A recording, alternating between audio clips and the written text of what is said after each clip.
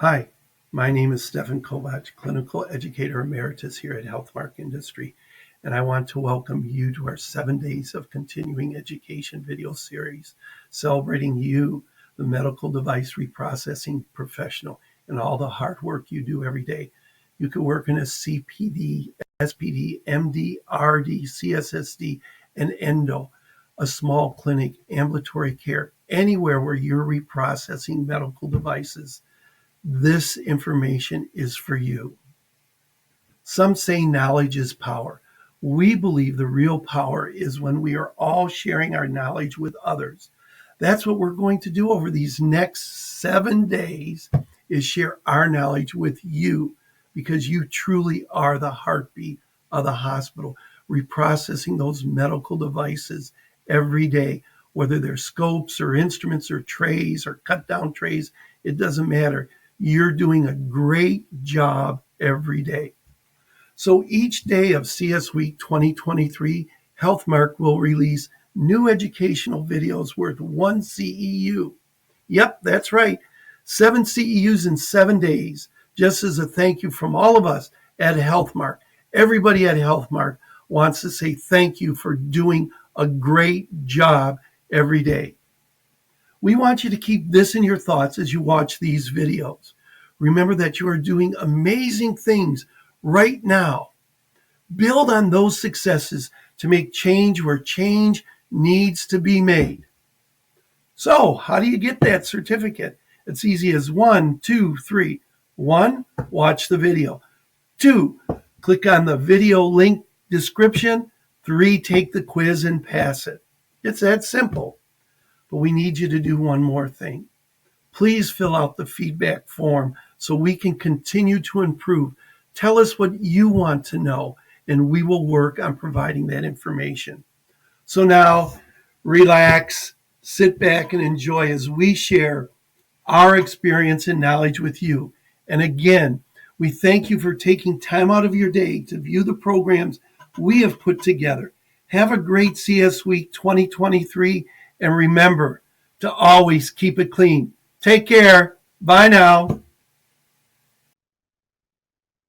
Hello, everyone. My name is Adam Okada, Clinical Education Specialist with Healthmark Industries. And thank you for joining us for another CS Week, 7 days of CE video.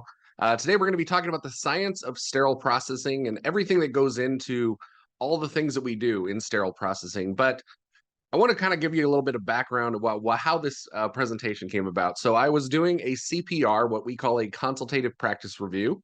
And at Healthmark, we give these consultative practice reviews absolutely free. So if you're interested in that service, it's kind of like an audit.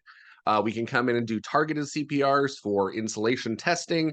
We can do ones for your cleaning verification, or we come in and do full CPRs as far as endoscopy or sterile processing. So go to hmark.com, go into the education dropdown, and you'll see there you can request a speaker or an audit there. But I was on one of these CPRs or audits, and I was in a department where a technician was doing a laparoscopic set, and he was not using an insulation tester. And of course, we know insulation is a huge issue in our industry, and we really should be testing our insulated instruments every single time. It's in the ST79 standards, but he wasn't doing it. So I went to the manager and I asked if they had an insulation tester. They did. It was sort of on the corner of the department. It was kind of gathering dust over there. It didn't seem like a lot of people were using it. And the manager came out and told everyone, hey, if you guys have laparoscopic instruments, you should be testing using the insulation tester. And I didn't do that to like tattle on the person that wasn't doing it. It was more just I wanted to see what their processes were at that facility. So I came back out. I was observing this technician. He was a veteran technician. He'd been in the industry about 15 to 20 years. And I asked him, what is the reason that you didn't do the insulation testing? And I finally got him, after a while we were chatting, I got him to open up a little bit. So he was a traveler. He had about 20 years of experience in sterile processing. He was actually really knowledgeable about ST79. He knew a lot about, the right way to do things and why we do certain things. But as a traveler and somebody who'd been a successful traveler for, I think, 12 to 15 years, he wasn't ever rewarded for doing the right thing. He got his contract renewed because he was really fast. And so what he started to do is, and this is what he told me, he does only what it says in his job description. So in his job description, we actually looked at it. It did say, it was a very old job description. It was literally one sentence. It said that his duties as a sterile processing technician were to clean, package, and sterilize surgical instrumentation. That was exactly what it said: clean, package, and sterilize. And so he said, look, if I do what's in my job description, I have job security. And it kind of stuck with me. And that interaction about what that job description said, what we do in sterile processing, and what makes a successful traveler. So as a traveler, he was really praised for being productive. He would skip steps in the process. Yes, that is dangerous. And we're going to show in this presentation why you shouldn't do that. But he was actually rewarded. He was getting contracts renewed over and over again. He had great recommendations from people. And that's really what a lot of hospitals are looking for. They want a good, productive sterile processing technician. So I really felt like it was important for our industry to understand and know what is the difference between a fast sterile processing technician and a good sterile processing technician. And really what it comes down to is the science behind everything we do, why we do the things we do them. Yes, it takes more time. Yes, it's going to be a little tougher. Yeah, we probably need more staff to do the things the right way than we currently have, but there is a reason behind it. And so that's where this presentation came about. So I appreciate you sticking with me through that introduction. I'm going to go ahead and share my screen here, and we'll get into the science of sterile processing. So again, when we talk about the science of sterile processing and the evolution of sterile processing, it really comes from a history of where we've come from. So we're going to, as we go through this presentation, you're going to see some history lessons a little bit about where we've come from as an industry and where we want to go. So again, some disclosures here. I am an employee of Healthmark Industries, manufacturer and distributor of medical products to healthcare facilities and healthcare professionals. No compensation has been received. There will be some opinions in here, and those opinions are my own and not that of my employer.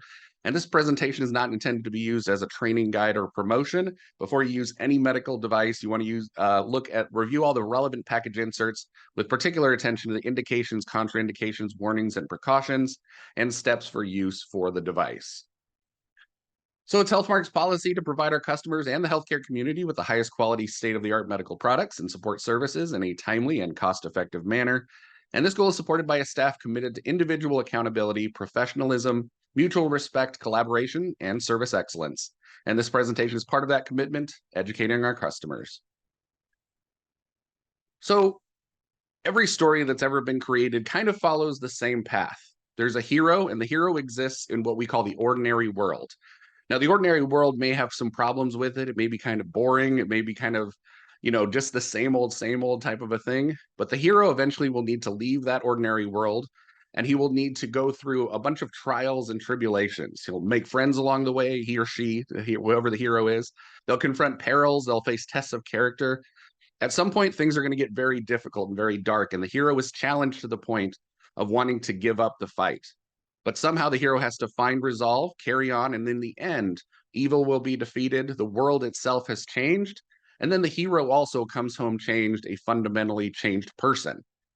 So what I'm talking about is something called the hero's journey. And it's something from a book that Joseph Campbell wrote in 1949. It was a book called The Hero with a Thousand Faces.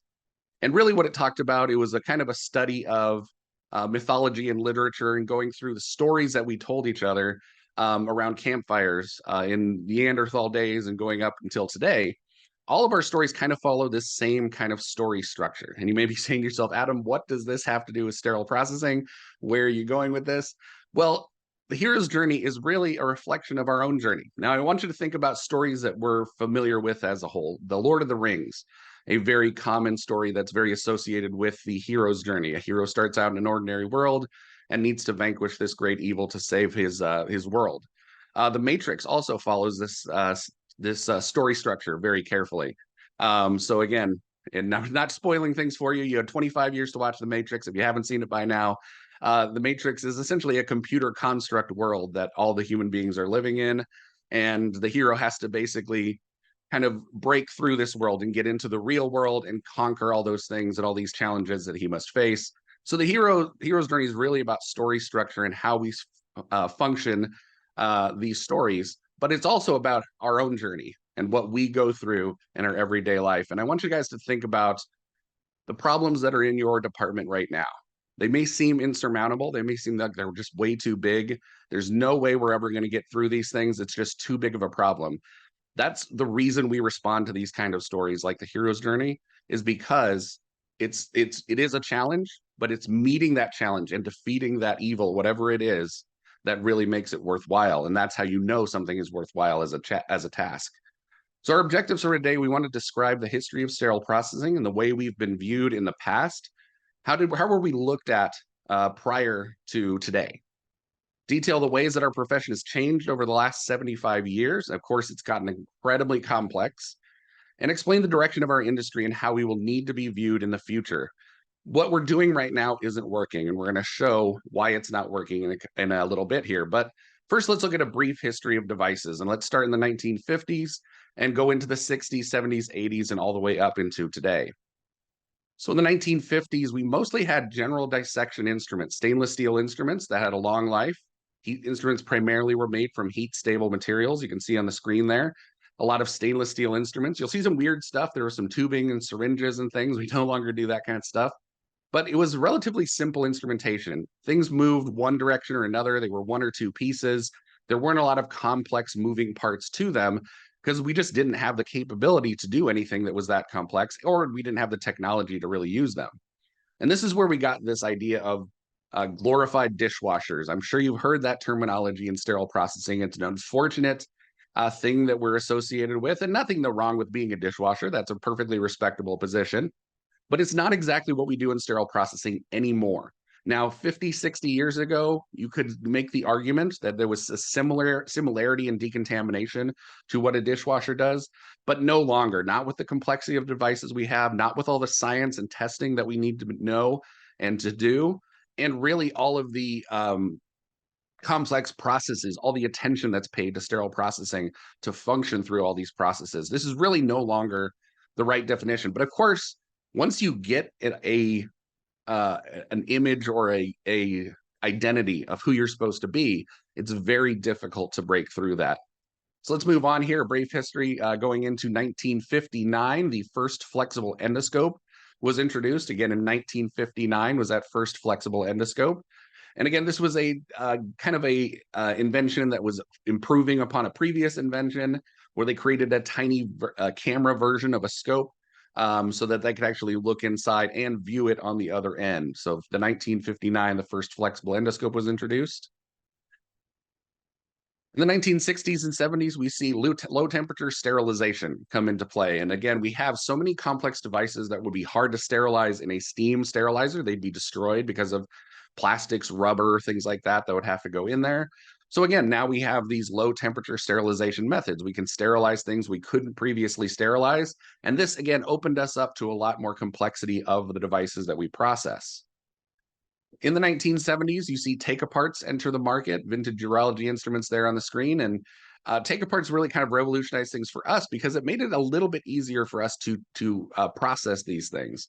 When there was just one-piece instruments that we had to, in the minimally invasive surgery, one-piece instruments, it was really difficult for us to clean those, if not impossible, because really we can't get inside to do it. So once you see take-aparts enter the market, they're thinking about sterile processing. They're understanding the complexity of the device, the fact that we can't clean it properly, and they're responding to that in the industry. Now, the interesting thing about take-aparts is that in the late 1970s is when they entered the market. And in 2023, I still see one-piece non-take-apart instruments on the shelves. I still see them in sterile processing departments getting reprocessed today, where everybody kind of just crosses their fingers and hopes that there's nothing inside that's dirty. But it's really past and beyond the time when this should be acceptable. We have better methods. The hospitals need to adopt this new technology. So that brings us into the 1980s to today. Of course, we see a lot of complex devices, electronic equipment, titanium, polymers, plastics, multiple lumens. You see robotics entering the industry, flexible endoscopes that are incredibly complex. And it's not just the complexity in instrumentation.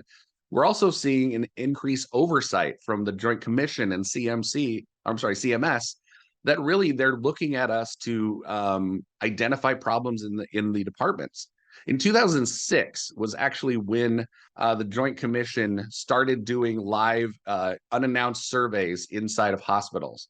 So again, they were created in 1951, but they didn't do unannounced surveys until 2006. And I remember those early surveys. It was kind of an afterthought. They came into sterile processing at the end of the process. They really kind of just looked around. They were doctors and nurses that didn't really understand what they were looking for, and they kind of just walked out. In the years since 2006, they've become much more educated about the problems in sterile processing and what to look for. So they really hit hard IUSS in your documentation, immediate use steam sterilization. They're going to hit your flexible endoscope processing because they know that a lot of places are not following the full IFUs.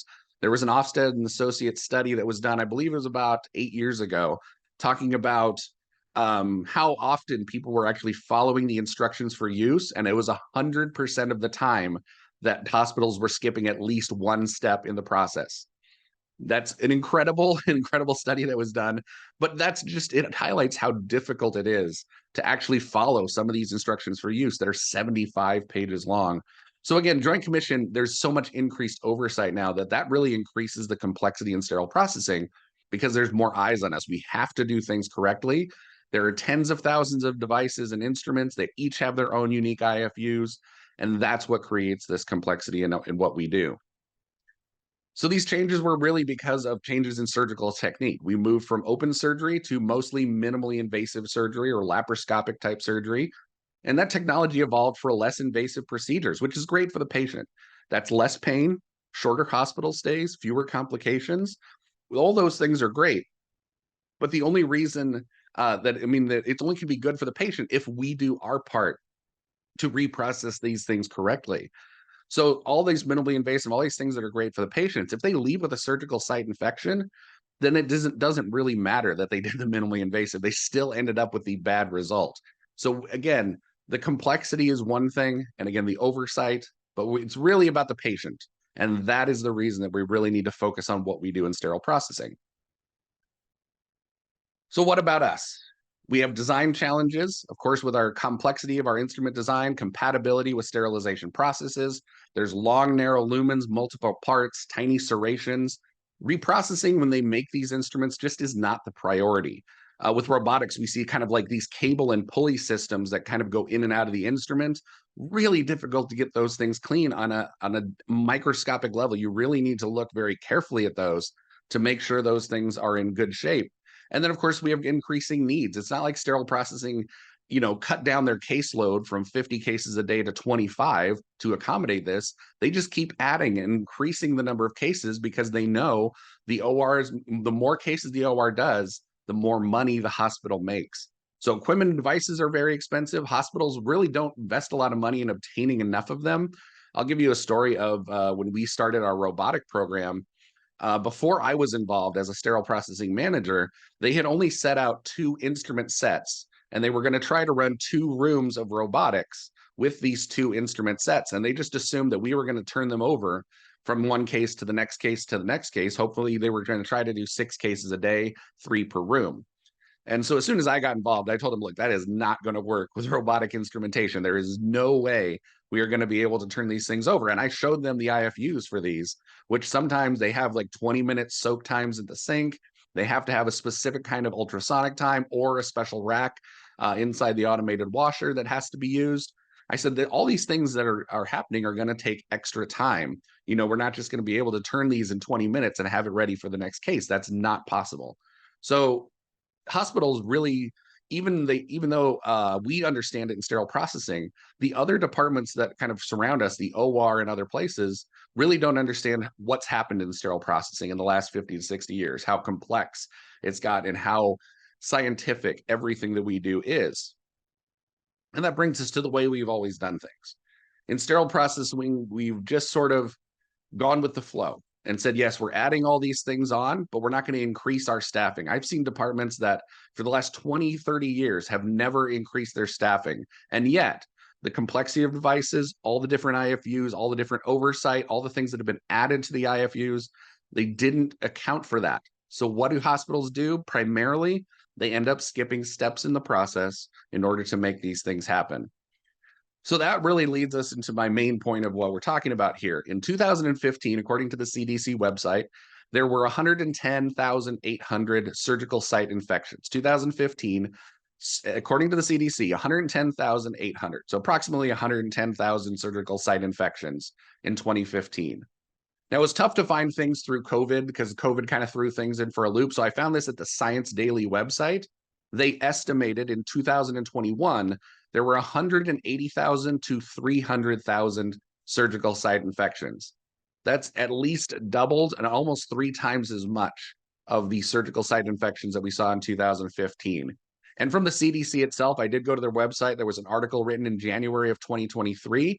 They estimate that there was a 3% ratio increase in the number of surgical site infections. Now, if there were 2% of surgical cases that came out with infections in 2015, that means there's 5% now that are coming out with a surgical site infection. So we're not getting better at this. We're actually getting worse. And if we continued on this path, assuming there's a 3% increase, and that's an accurate number, in 2015, again, 110,000 approximately, somewhere between 2 to 300,000 in 2021. Look at the number that would happen in 2027 if we continued along that track. That's over 800,000 surgical site infections. We are not trending in the right direction when it comes to surgical site infections. Every number that you see really is showing us that we're getting worse at this. And it's because we're not taking the time to follow the manufacturer's instructions for use. We just, again, and it's every time I ask a sterile processing technician, are you doing what the IFUs tell you? They say yes, without a doubt. They across the board say yes. But it's kind of like when I ask my kids who were like 10 or 11, they're too old for me to watch them brush their teeth. And so I ask them, did you brush their teeth? And they say, yes, every night I brush my teeth. Yep, I do it right before bed. Yes, I do it every single time. And yet we go to the dentist and they've got 2 or 3 cavities that time in the visit at the dentist. So I know there's a conflict between what they're telling me is happening and what is actually happening in the field. And it's very similar to what we're doing in sterile processing. We say we do the right things, and yet when we get those time pressures, I guarantee you a lot of people are making the wrong decisions. This is also from the World Health Organization. According to them, in 2000, and you can see there on the screen the years there, the heart attack, 31% of deaths caused by cardiovascular heart attack or stroke, 17% cancer. If you look at the bottom there, major surgery accounts for 14% of deaths in the world. That's the third leading cause of death, is going in for a major surgery. Now, that number is insane because, again, now this is the world, right? There's a lot of third world countries and places where we know surgery is not happening in the same kind of way that we protect it here in the US with, the principles of asepsis and things like that. But it really highlights that surgery is a dangerous proposition. Just going in for any kind of surgery, you really have a high risk of death associated with just that kind of a thing. So we need to get better. Just because we've always done it this way doesn't mean it's not incredibly stupid. We've just sort of adapted to the fact that we don't have time to do things. We're under these time pressures and we have to go fast. We have to meet the deadline. We have to meet the productivity numbers. And we just keep doing things the way we've always done them. And so that brings us back to the glorified dishwasher. The reason they see us that way is because we don't understand the science behind everything that we're doing. The evolution of our industry, we're not following it the same way they have in other industries. I believe that what we do nowadays is much more akin to what a detective or a laboratory scientist does. We need to test and do laboratory style testing on our instrumentation to know that what we're doing is the right thing. Again, think about all the science that goes into sterilization. Think about science of water quality, all the different things that we're going to talk about here in the science portion of this presentation. Everything we do is much more scientific than it is dishwasher. So I really want to hammer that point home. And this is a quote from Oprah Winfrey. Don't be confused between what people say you are and who you know you are. Now, sterile processing professionals that are watching this probably understand exactly what I'm talking about. We know how complex it is. We know how difficult it is. And we're trying to do the right thing. We're like desperately trying to hang on and keep this thing afloat when we know that there's things that are making it very difficult to do our jobs.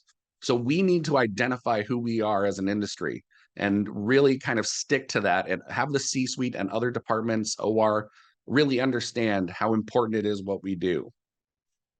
So I'm going to put my lawyer hat on here and I'm going to try to make the case for how we've evolved as an industry and try to convince everyone that what we're doing is incredibly scientific and much less. We're no longer, I don't want anything in association with dishwashing.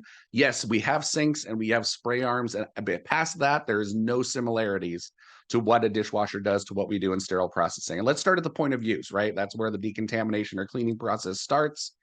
So how has point of use treatment changed? Really, it was almost non-existent previously, right? So there have been a lot of changes to point of use treatment. We understand it better now. Our instrumentation, we really know that saline can break down the passivation layer. Blood, water, all these things can go into taking care of our instruments. We understand that there's chemistries that can keep these things moist. So pre-spray enzymatics, humidity packages. I mean, these are packages that you can put instruments in, add a little bit of water and seal them up, and they're good for up to 72 hours. You can actually have these instruments stay moist. Biofilm, we understand, is a huge issue in our industry, and those can start forming in under 20 minutes. And once that biofilm starts to form, getting them off on the other end is going to be very, very difficult. Now, we understand this science now. I don't remember seeing biofilm in my sterile processing education 20 years ago, unfortunately, when I started.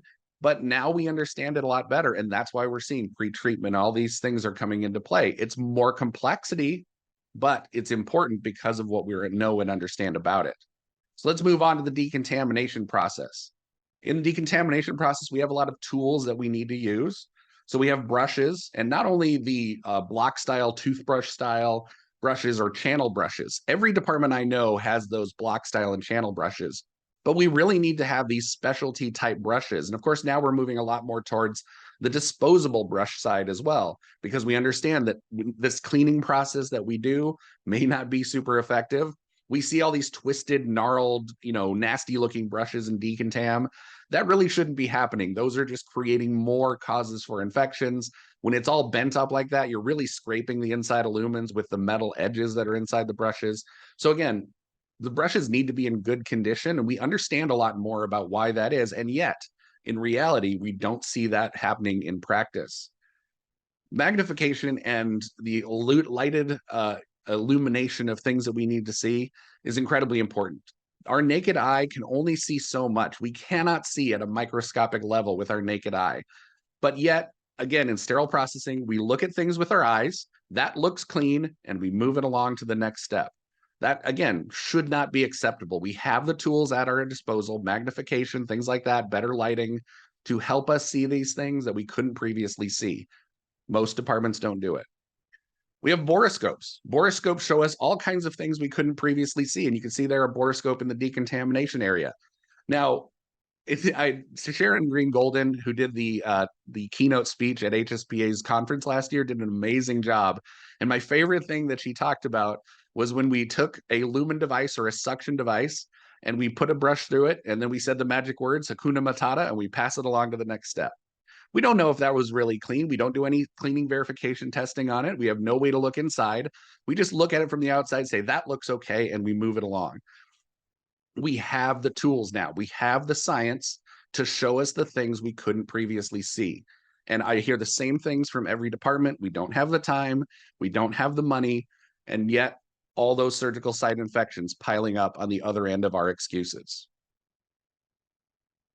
The science of what we do in decontamination and the chemistry that goes into it. We have detergents, we have enzymatics, we have disinfectants, and we know a lot more about those certain things. So enzymatics, I mean, made up of living enzymes that can break down proteins and blood and things like that. I love what Brad Catalone said in his webinar. If you're not familiar, Healthmark does a monthly webinar every month, and I encourage you to go find Brad's because it was really good on all of our detergents that we use.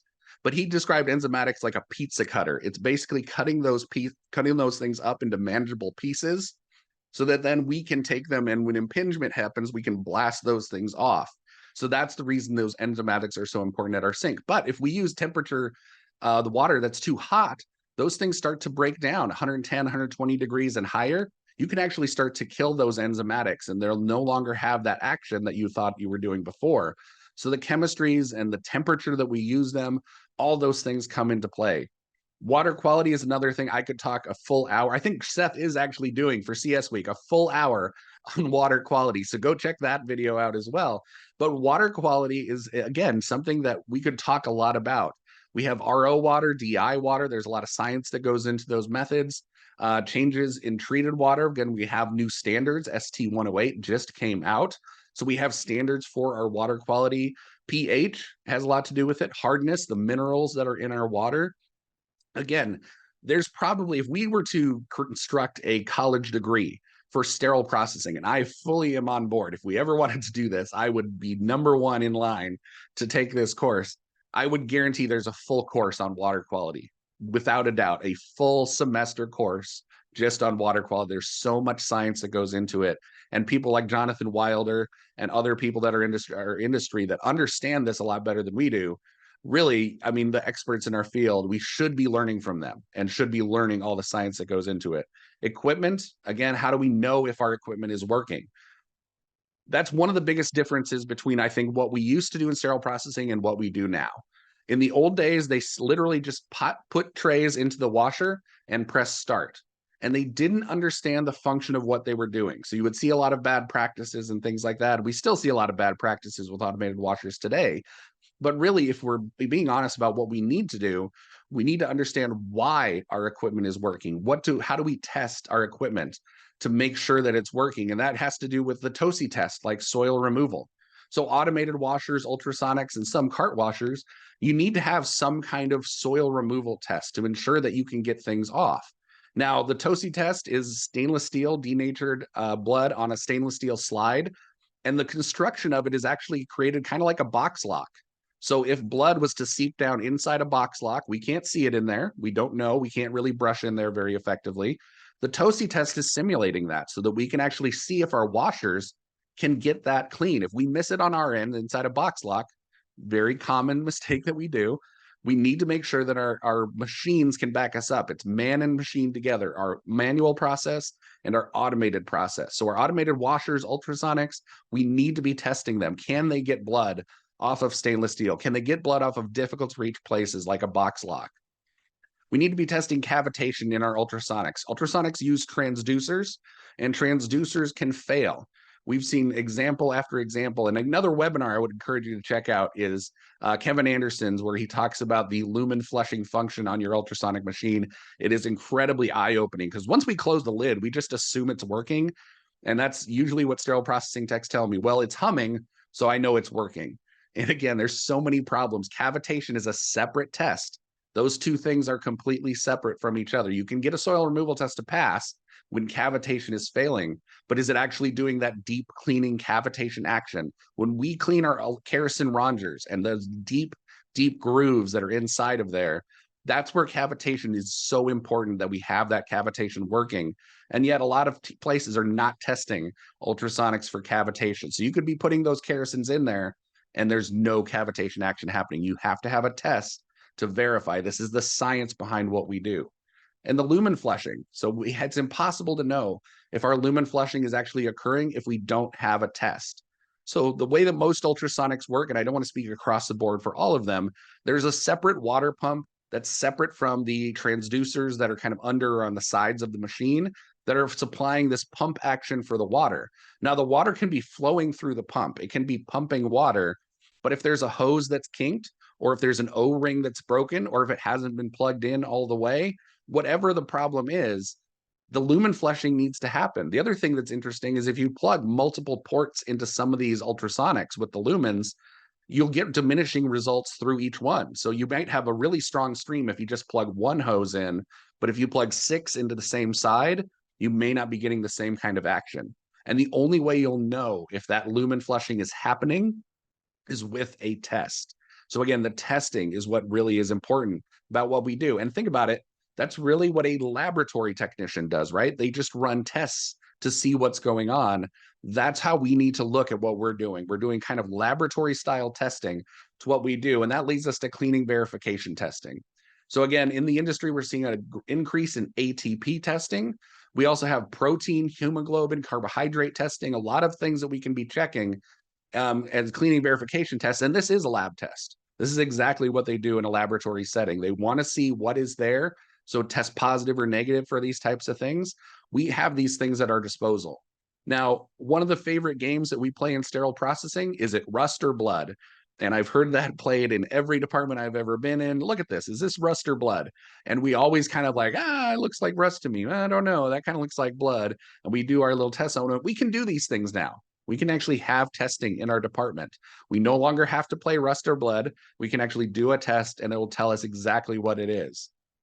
There's also microbial surveillance. We can send these things out to actually test our things to find out what is in, not just testing for blood and things like that, but find out actually what kind of microorganisms are in our water, are in our scopes, are in our instrumentation. And you'd be surprised when we run these things in sterile processing, again, we see a lot of these problems. And again, let's go back to that Rust or Blood, Blood or Rust. That's our favorite game in sterile processing, right? And that spot on the screen that you can see, if you take a look at it, please do take a look at it. It's tough to tell. It's really hard to see whether that is rust or blood there.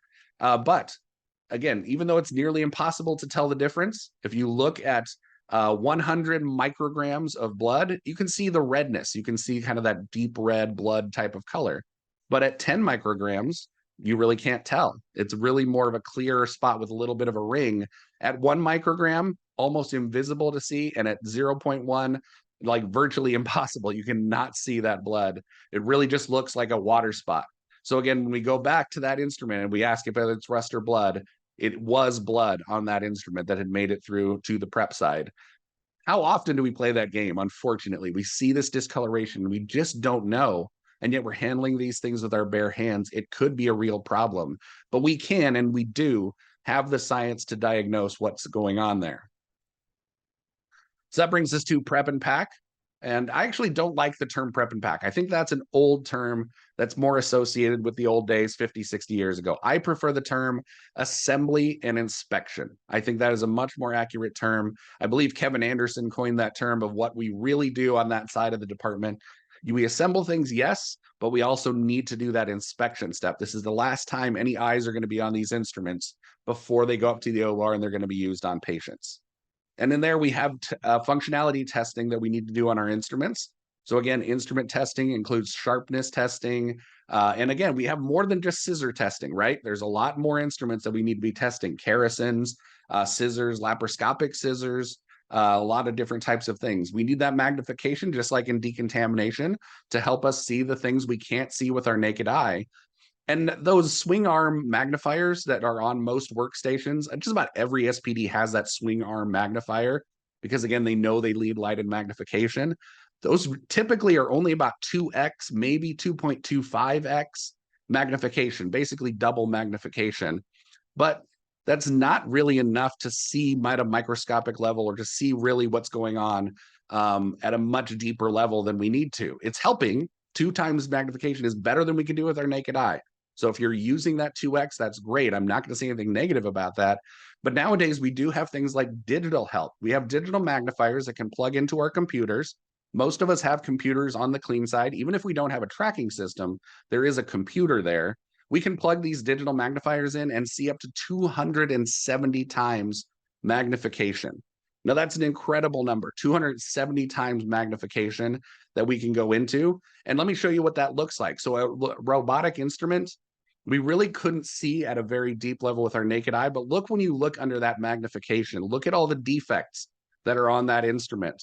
So you can see there's something coming out of one side of that insulation, that port over there on the left-hand side. In the middle, there's some kind of fibers. Now, I think that's probably a towel or something it was laid on, and then the cable got pulled against it, and it pulled some fibers away or something like that. It could be something from a piece of gauze. I'm not exactly sure what's in there, but on a microscopic level, we can see it. Without the help of digital magnification, we miss these things. This is why our surgical site infections are getting worse. We're just assuming our naked eye is helping us, and it can't do all the things we need it to do. So again, we have insulation testing, right? We have it, which we know is vital to protect patients. That was the story that I used to start with about insulation testing and how important it is that we use it to test. We have scope function testing, portable video towers that we can actually look inside of scopes for their functionality. There's several types of this, and you can look at various vendors to see different types, but we should be looking at our scopes to verify that we can see inside. And then our borescopes, again, we need to use them on the clean side because they're showing us things we couldn't previously see. How do you know if that suction is clean? Again, we used to just sort of cross our fingers and hope. We have the tools. We need to use them. I don't have money and I don't have time is not an excuse. That's again showing that we're only proving that we're not the scientific job that we say we are if we say those things. We don't have time and we don't have money. And then it brings us to sterilization and all of the things that go into sterilization. So you can see there kind of the construction of the sterilizer with the jacket and the chamber. And it's important that we understand that construction, the anatomy of the sterilizer, to really understand how sterilization works and then how we can actually create loads that will have effective sterilization. If we don't understand how it works inside, for example, the peel pouches, I see people piling peel pouches, about 5 or 6 of them inside of one little part of a rack. There's no way that the pressure of the steam, that it really blows those pouches up like a balloon, and then it sucks them back with the pressure changes in the chamber. And again, those peel pouches that are kind of piled up sideways or laid on their side or things like that, they're not getting effective sterilization because people don't understand what's happening in the sterilizer. Another great video is by Stephen Kovac on our YouTube channel. So go to Healthmark Education, look up Steve Kovac's video, What Happens Inside a Sterilizer or Inside My Autoclave. It is a really great video to show you what's going on inside. And again, water quality impacts every aspect of sterile processing, from decontamination to assembly, to the stains that we see in assembly, to sterilization. Water quality, again, we could do so much talking about this, but wet packs have to do with it. Again, if you're getting wet packs and you've tried to increase dry times, 9 times out of 10, it's not the dry time that's the problem. It's the wet to dry steam ratio. You want 97 to 98% dry saturated steam, 2 to 3% of water, and that is the right ratio to get good sterilization. Now, if you have it like my old sterilizers that were getting wet packs, we just kept increasing dry time. We went from 30 to 40 to 50 to 60 minutes of dry time, still getting wet packs. So finally, I called help in and I called in my manufacturer, and we determined that the wet to dry steam ratio was actually 92 to 93 and 7 to 8% water. It was way too wet in the chamber. So again, that was the reason we were getting wet packs. We adjusted that. We put in some new steam traps and we were able to fix it. But again, water quality impacts every area of sterile processing. And it's really the one thing that can take your entire department down. So pay attention to ST108. Go watch Seth's video this week on water quality. That'll help you out a lot. And then we have low temperature sterilization. Again, ethylene oxide, hydrogen peroxide, ozone.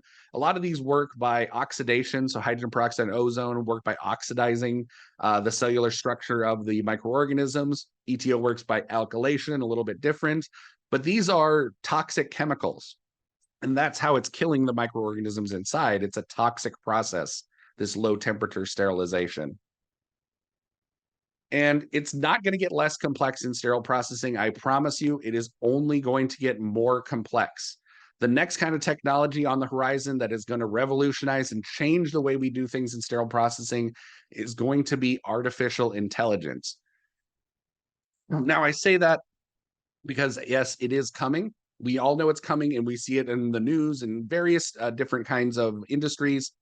Artificial intelligence is on its way, and it's going to change the way we do things in sterile processing. We have a system called Watchdog, and another one of our CS videos this week is going to be on the Watchdog. Jahan Azizi is going to take care of that video. But I took this from their website, and again, you can see there that the AI is actually identifying problems inside of the channel as the borescope is passing through. So this is an artificial intelligence that as the borescope is passing through the lumen, it's actually seeing and identifying defects and mistakes that are happening inside the channels. Previously, we just looked at it with our eyes on the screen and we were like, I don't know what that is. I'm not sure if that's a problem or if it's not a problem. This is where AI is going to come in. So if we have any type of guesswork that we've been doing, AI is going to be there to help us as a tool. And again, it's not like this is going to make the industry less complex. This is going to take more time to do a borescope check, to look at our artificial intelligence, but it is there to help us identify, again, just like a laboratory scientist does, it's help us there to identify what is going on with our instruments so we know that things are safe. We're not just guessing or hoping or crossing our fingers that everything is okay. So what's another profession besides what we do in sterile processing? We have evolved a lot in the last 75 years, since 2000 or since 1950 to 2023. We have evolved significantly in that time frame. We saw what instruments were back then, and we see what we're seeing now with artificial intelligence now coming into the onto the scene. So what's another profession that I kind of think of in the last 75 years has evolved significantly like that? And the first thing that came to my mind was CSI. Now, CSI, crime scene investigation, back in the old days, was a very non-scientific process. They did not have a lot of science beyond fingerprints. They kind of knew that fingerprints existed and they should check for them. But beyond that, there really was no science behind the crime scene investigation. They drew chalk lines around the body to know where it was. That was what they did. And then John Mulaney, my favorite comedian, does this kind of bit that he does on a crime scene investigation. And he says, what was a murder investigation like in 1935? Detective, we found a pool of the killer's blood in the hallway. Gross. Mop it up. Now back to my hunch. And that's really what it was back then. They didn't know the science of what they were doing, so they had no way to test these things. They had no way to do it. Nowadays, we know that we should be doing the testing in sterile processing, and yet we still don't. And that's the difference between what CSI does now, is they're legally required to do all the the regulatory testing to make sure they know what they're doing. In sterile processing, we just continue to skip those steps of the validation or the verification of what we're supposed to be doing. So let's again look at CSI again. It's changed significantly from back in the day. Today, it is a very scientific, highly scientific field. They make TV shows about it because, again, it's very interesting, the science of DNA, how they can find certain things. They can find DNA from fibers and hairs and skin cells, and it's just really amazing the work that they've done. Now, if you think about CSI against SPD, we both use the tools at our advantage, right? Imagine a CSI tech who doesn't use blood typing, or a ballistics expert who decided they didn't have the time to look at things under a microscope. Oh, I don't have the time to do that. I've got too much to do. That wouldn't be acceptable. That would be a terrible CSI tech, right? We would just assume that person is incompetent and we're not going to listen to anything they say. But in sterile processing, we have those same tools. We can look at microscopic level to see what the damage is. We can do testing to see whether it's rust or blood. And the reason we don't have the time, we don't have the money. And they document results just like us. And in legal proceedings, our SPD documents are legal proceedings. But I would guarantee most sterile processing techs are not familiar with that what they're signing is a legal document. And they're probably not aware of even what they're signing their name to. What do those letters and numbers mean on their printouts that they're putting their name to? Most of them do not. But again, CSI techs know how important documentation is. If it wasn't documented, it wasn't done in a legal sense. And in sterile processing, I see a lot of gaps in documentation, pass-fail records, putting initials on printouts. All those things have to be done to make sure. And again, this is a very similar field. Again, just the science and the testing, they're trying to find things out. We're trying to find out what's inside of our instruments. There are a lot more similarities than I think people realize. Other professions, laboratory technologists, are experts in their particular field of technology, and they need to use scientific knowledge to solve practical problems. That's what a laboratory technologist does, right? A surgical technologist, they're experts in their particular field of technology, and they use scientific knowledge to solve practical problems. I would argue that that's exactly what we're doing in sterile processing as well. A technician, the definition of a technician is a person employed to look after technical equipment or do practical work in a laboratory. Now, this is what we've been typically seen as, right? Is a technician type job. We're the ones who press the buttons. We load the chamber and we press start. That's what we look after, the technical equipment. But a technologist, they're experts in their particular field of technology. And I actually like this definition better. It's a person who uses scientific knowledge to solve practical problems, just like we saw with laboratory techs and surgical techs. I believe this is what we do too. We use scientific knowledge to solve practical problems. And really, again, do we look after our equipment in our area, or do we use science and technology to solve practical problems? That's the key definition, or the key distinction I think needs to be made. And when we're creating our job descriptions, This is what we really need to focus on. We use science and technology to solve the problems inside of our departments. A laboratory technician receives a blood and body fluid sample, and they have to be trained on the proper handling of biohazardous materials. We also receive blood and body fluids from the OR and need to be trained on the proper handling. A laboratory tech uses scientific knowledge and training to test their equipment to ensure it's working correctly. We should also be using our scientific knowledge and training to test our equipment. Laboratory techs use specialized equipment to test samples and to get results. We also use specialized equipment to process devices to get a positive result for the patient. The more I thought about this, so my dad was a laboratory technician, and the more I thought about this kind of correlation between these two fields, laboratory science and sterile processing science, I realized a lot more that I'm turning into my dad, because I ended up in a field very similar as far as what we do on a daily basis and all these kinds of things to what he was doing. And really the biggest difference between a technician and a technologist, the average salary of a technician according to Indeed.com is $42,140. A technologist, however, who uses science and technology, $63,518 is their average salary. So a big difference in the way they're viewed in the industry, how much they're valued by people, right? And how much they're valued by the facility. A technologist, someone that uses science and technology. And that's really how we need to be seeing ourselves. So where can we go from here? I think we need to change our job title and job descriptions to reflect the complex work that we're doing. Again, it's the training. It must reflect the science behind everything that we're doing. We really need to understand that what we're doing is incredibly important. And if we don't put it in our job descriptions and we don't have that reflect in our pay, we're just going to continue to be going down to exactly what we've been doing. We're going to be doing the same thing, right? We're not going to be changing anything. And the way we've always done things, we know isn't working. Our workstations also have to reflect the science behind what we do. We can't just have a insulation tester over in the corner of the department where it gathers dust and everybody has to drag their instruments over there to use it. In a laboratory setting, if you look at laboratory workstations, they have all the testing equipment they need. They have their microscopes, they have their testing equipment. All of it is right there. Yes, they have machines that are larger that they can't put in every single workstation. But if you have a small device like a microscope that plugs into a computer, that should be at every single workstation. Those things, by the way, from health, I don't want to sell things for Healthmark. That's not the purpose of this presentation. But those microscopes that we have on our website are like $400. They're incredibly cheap. They plug into your USB port on your computer. They can see 270 times magnification. They can take pictures and videos to prove to the OR what's going on with the instrumentation. There's no excuse why those things should not be at every single workstation to make it look like it's a scientific profession. And again, we need to constantly reinforce the idea that we are a science. In Europe, they do call this the sterilization sciences because they understand how much goes into it and how vital it is to patient outcomes. In the US, we are just slow to adopt that. We're all about productivity. Our hospitals are for profit. We want to make them profitable. So we do as much as we can to do that. But think about how much a surgical site infection costs. Think about how much a lawsuit costs if somebody was to get a surgical site infection.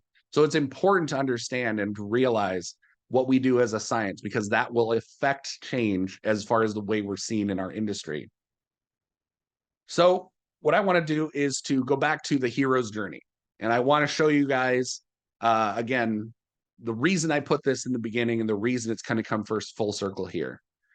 Right now, we're in our ordinary world, okay? We know and we understand how important these things are, and yet we always feel like we don't have the backup to do it. We don't have the support from the C-suite. We don't have the resources to get these things done. That's our ordinary world. We know there's something wrong with it, okay? Just like in the Matrix, there was something wrong with that world. It was too sterile. It was too, kind of bleak. They knew it wasn't the real world. That's similar to what we see. We see the problems in our industry and we can see the way to fix it. We just don't know where to start. We just don't know how to get going. But that's what the hero's journey is. We need to see our world and see what the problem is. And then we need to take action to start trying to fix it. Now, along the way, we're going to meet challenges and we're going to have roadblocks and we're going to have people tell us no. We're going to have people say we don't believe in what you're telling us.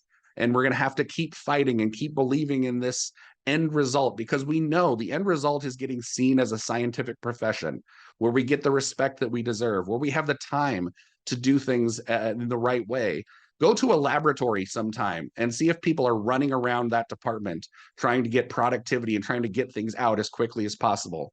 That is not the pace of a laboratory department. It's very slow. They're very methodical. They sit at workstations. They do their job. They do it very effectively. And the reason is because they have enough staffing and they have enough time to do everything they need to do to prove and to get the scientific result that they need at the other end. We need to be seen in exactly the same way. And the hero's journey is going to be our journey. We're going to, again, meet these roadblocks. And at the other end, if we can see ourselves in this kind of a way and change the way that others view us, we will come out victorious. We will be able to change our industry, or at least what our department is looked at a hospital level, for the better.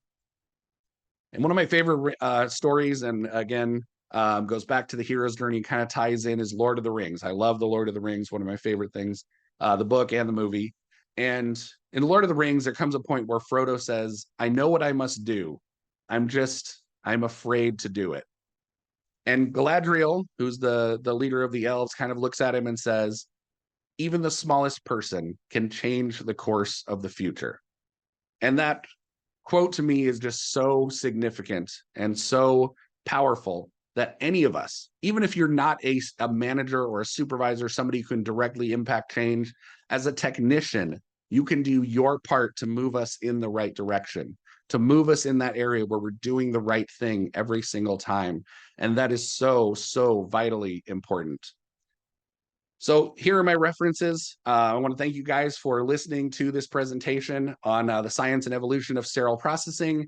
And I hope you have a great CS week, and we'll see you next year. Hi, I'm Marianne Drosnock, Director of Clinical Affairs here at Healthmark Industries. I'd like to thank you for watching today's CE program. If you got something out of today's video, please hit the like button and then be sure to subscribe to the Healthmark Education channel so you can know as soon as we post more educational content. By liking and sharing our videos and by subscribing to our channel, you are helping us grow.